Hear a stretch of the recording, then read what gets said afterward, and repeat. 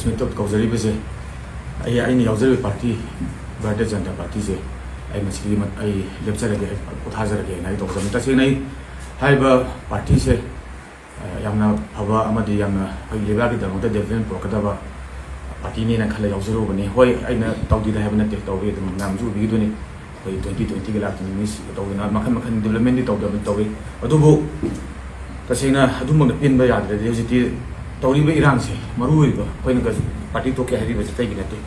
फई फते नचते अखोन पोटोके है तसे मनपुर थोब मार्च मे की तांग 3 थोखे इशू है फाव थामरी 5 सूरफा तुमिन लेथोरपसे सेंट्रल लीडरसिंग सुख मी सिरफा मी मई चाबा सुख वानरफा हा लाउनरबा इवन सोशल मीडिया थोड़ीब इचानुपी अखोगी निथोईगानबीगा इचानुपा हेमंजितका सिबगी फोटो थागलतना तौरीब हिंगाईगा सिंतुमी तौबा सुगुंबा उद नुंगाइतबा अदि अखोगी छात्र मैम नोजी उन लंबी थोलगा अदुगी मथक प्रोटेस्ट हो कांदा आंगांसिंग तौबीरीबा कापसनदना टियरगेस कापस सोक्तन तौरीब करीनो खंगद्रबा अखोगी प्रजासिंग करोम चकदन खंगद्रबा कोई गाउनरबा हाइतारे सि अखोगी पार्टी मरमद सुम लेरगा अखोइना वाजु गांगमदबा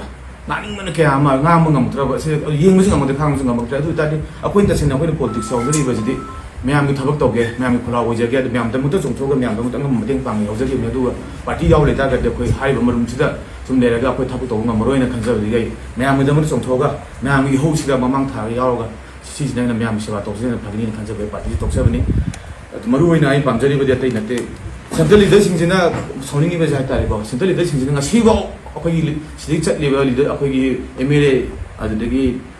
संस्थान सिंगना अखोई सीएसओस मैम आंगांग सिंग इमाइबेन सिंगना चटलगा दिल्ली धरना तौदना ngang याबो ngang हाइ याबो हाइ ताबीदबसे मनपुर कईने खनगे मोइना नत्रगा मनपुर कम थौसादगा मनपुर मिसिंग इंडियन नतबरा सि हाइने पाइतार अखोइसे अदुदना आई पार्टी से लेरगदी आई खलिबो वखनजे मसी मंगफाउनबो ngमरोय हेना खंजरगा मसी यम लाले खलगै पार्टी से तोगा आई मैम सेवादो जंजमन फगनी हाबे तोसबनी ओके द पार्टी जे खादो बिरबनिना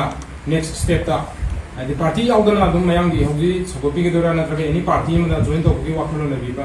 तसेन हौजिके दे पॉलिटिकल पार्टी यावबो वखन स्टाडे तसेन तौबी विरान से पॉलिटिक्स अंगवनदि मरु ओइदेना खाले हौजिके मरु ओइबदि हौजिके इरान से मसी यमतंग यम थुना हेता लोसनबा याम वारे यम माइबिन याम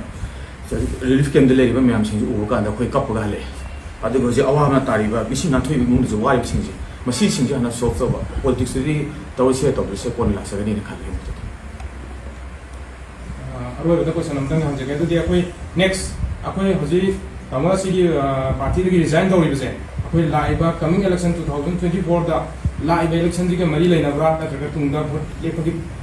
प्लान जो लेबिरिबा तुम तन तसेना हजिके इंदि प्लान बिसि लेके हाइतारे अदुगा एंटोय बिसिसु इलेक्शन मरी लेना तोपनते एंटोय बिसि तय इशूजिदा तौरि फिल्म जे ताबिरक्तबदि अखोय नेशनल लीडर्स में ताबिरक्तबदि मोय मथतो मोय तोय मा पेन दबे तोक्सरपनि अदुगा आइना तौरिबा ngasi आइ पोथा आइ पार्टी दि थोइबा इलेक्शन दि हारिबा सिंजिगदि मरी लेते ना